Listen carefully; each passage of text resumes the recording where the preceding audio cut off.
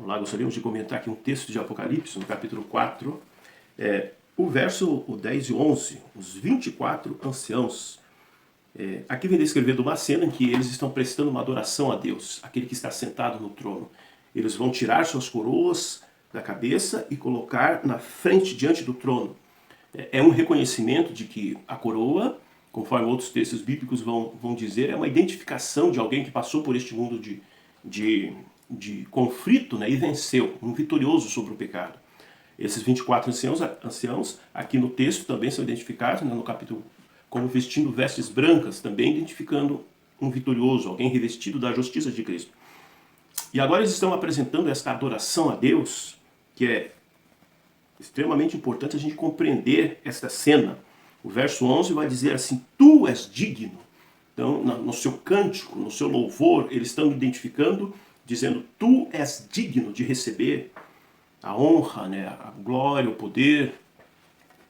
E quando eles trazem essa frase, tu és digno, a gente pode pensar nos milhares de seres, muitos deles criados pela imaginação do homem, que foi atribuído a esses milhares de seres uma ideia de divindade.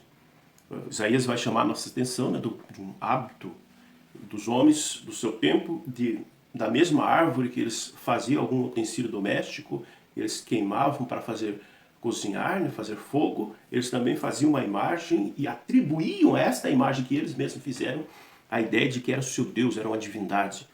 Mas aqui esta frase, essa colocação, está criando uma distinção entre este que está sentado diante dos anciãos no trono e os demais milhares que foi atribuído a eles uma ideia de serem deuses. Tu és digno, todos os demais não são. E por que que este que está sentado é digno e os demais não? Porque este que está sentado, ele é criador. O texto diz, né? Tu és digno, Senhor, porque todas as coisas tu criastes. Então pense nesta frase. Tu és digno de receber adoração porque tu és criador. Daí a gente pode pensar, né, esta dignidade para receber adoração existe desde quando? Se ele é digno por ser criador, no exato momento que a criatura foi criada, surgiu a criatura. Esta criatura já deveria adorar o seu criador, no exato momento. Então, simultaneamente que a criação da criatura, surge a necessidade, a dignidade desta criatura adorar o seu Criador. Os anciãos aqui estão demonstrando esta compreensão. Qual é a compreensão que eles estão aqui demonstrando? Que este que está sentado no trono diante deles é digno de receber adoração. Por quê? Porque ele é Criador. Esta cena é uma cena em algum momento da história, né, da humanidade, aqui do nosso conflito. Agora, se nós posicionarmos essa cena num ponto da história e retrocedermos desta cena, independente de quando você crê que ela aconteça, retroceda 100 anos, Deus ainda seria digno de receber esta adoração? Sim.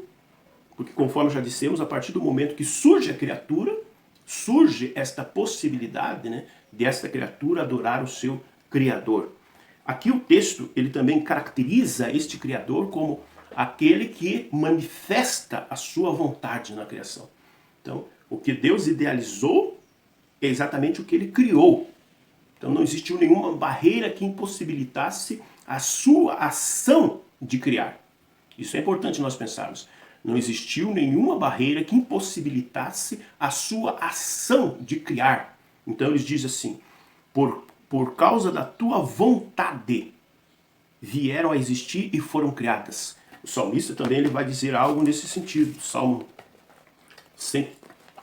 33, 9, né? Pois ele falou e tudo se fez. Você consegue ver aqui que não existia nenhuma barreira. A partir do momento que ele fala, ele manifesta a sua vontade, tudo se fez. Ele ordenou e tudo passou a existir. Não é ele ordenou e 99% daquilo que ele almejava criar passou a acontecer. Não, tudo passou a acontecer. Nos nossos projetos, né, se idealizarmos algo, qualquer tipo de ação, e 99% daquilo que nós idealizarmos vier a ocorrer, isso será um tremendo insucesso. Mas Deus não, ele fala e tudo, 100% daquilo que ele idealizou aconteceu. Daí voltamos aqui para Apocalipse e vamos focar nesta fala, por causa da tua vontade. Então Deus fala e tudo passa a acontecer. E a partir do momento que existe esta criação, essa criatura, existe também a possibilidade de este Criador ser adorado. Então ele manifesta a sua vontade, diz aqui Isaías, e tudo acontece, não existe barreiras.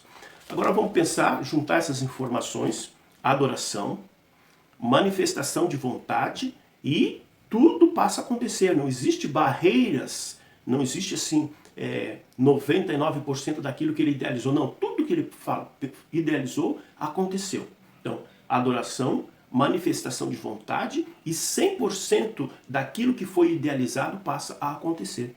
E vamos dar uma olhada no mandamento a respeito do sábado. Aqui nós também vamos ter estes elementos sendo envolvidos. Capítulo 20 de Êxodo, ele vai dizer assim: lembra-te do dia do sábado para o santificar. 6 dias trabalharás e farás todas as tuas obras, mas ao 7º dia é o sábado do Senhor teu Deus. Não farás nenhum trabalho, nem tu, nem teu filho, nem tua filha, nem teu servo, nem tua serva, nem o forasteiro das tuas portas para dentro. E agora, a partir do verso 11, vai vir o porquê. Vamos relembrar a cena acontecendo lá no capítulo 4 de Apocalipse. Está diante do trono os anciãos.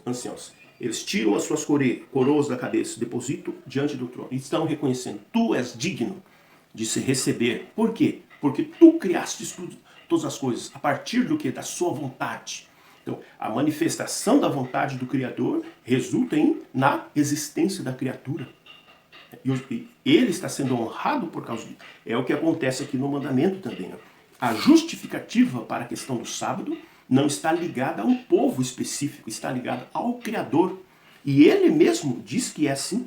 O verso 11, então: porque em 6 dias fez o Senhor os céus e a terra, o mar e tudo que neles há, e ao 7º dia descansou. Por isso o Senhor abençoou o dia de sábado e o santificou. Existe alguma menção aqui ao povo judeu, israelita, alguma outra nação? Existe alguma menção aqui? Não. O que é mencionado? O que motiva a ideia do sábado? Um Criador, temos um Criador. Um Criador que está reivindicando para si adoração. E esta adoração, evidentemente, é para o nosso próprio bem, porque aquele que nos criou pode fazer de nós, conforme diz Coríntios, quem está em Cristo é nova criatura. Quem pode fazer, cada pessoa que está envolvida neste mundo de pecado, quem pode fazer dessa pessoa que hoje pode ser um pecador, hoje pode estar envolvido com droga, hoje pode estar envolvido com qualquer tipo de promiscuidade, quem pode fazer desta pessoa tão distante do ideal criado lá no Éden? Quem pode fazer? O Criador. Então temos que estar em contato com este Criador, devemos estar adorando a este Criador. E veja o que os anciãos falam: por tua vontade. O salmista também diz: ele falou e tudo se fez. Não existe barreira na ação de Deus ao ele querer criar. Agora vem um questionamento: será que nós vamos colocar barreira a partir de um momento que Deus se manifesta? Eu quero que você me reconheça como teu Criador. A maioria das pessoas vão dizer assim, os cristãos, Não, sim, reconhecemos que Deus é o Criador. Só que nós temos que fazer segundo a sua vontade, não a minha. É segundo a vontade de Deus. Então o cântico aqui dos anciãos, em Apocalipse 4, diz assim: vieram a existir, foram criados. De que maneira? Por causa da tua vontade. Então eu friso porque é interessante nós pensarmos, Toda a criação, a partir do momento que Deus fala, manifesta a sua vontade, há uma ação da parte tudo vem a existir. Não há barreiras, não há uma porcentagem que deixou de ser da maneira que Deus ele prescreve nos seus pensamentos, na sua fala. Ele fala e a criação surge. E nós, como que nós vamos regir? A maioria das pessoas, apesar de se identificarem dizendo assim: não, eu sou um seguidor de Cristo, eu creio que Ele é Criador, eu creio, mas se negam a fazer segundo a sua vontade, que é o que os anciãos estão chamando a atenção. Tudo veio a existir segundo a tua vontade. No mandamento a respeito do sábado, há a manifestação nítida da vontade de Deus. Uma manifestação que não envolve etnias, não envolve povos, não envolve questões geográficas, envolve adoração entre aquele que criou e aquele que identifica-se como criatura. Então ele diz assim, lembra-te para santificar. Na sua justificativa, o porquê que ele está fazendo, manifestando essa vontade, ele diz, porque em 6 dias fez o Senhor os céus e a terra e tudo que neles há. Então que nós possamos, conforme diz o salmista, né? Ele falou e tudo se fez. A partir da ciência de que Deus manifesta a sua vontade, que nós possamos ser pessoas também submissas a este Deus. E é uma adoração que o Apocalipse 4 aqui está nos demonstrando que não se limita a um período do tempo. Alguns vão dizer assim, não, a adoração ela veio até o surgimento da graça. Essa lei veio até a graça. Não, aqui nós estamos num período pós-graça, no sentido a graça já havia se manifestado.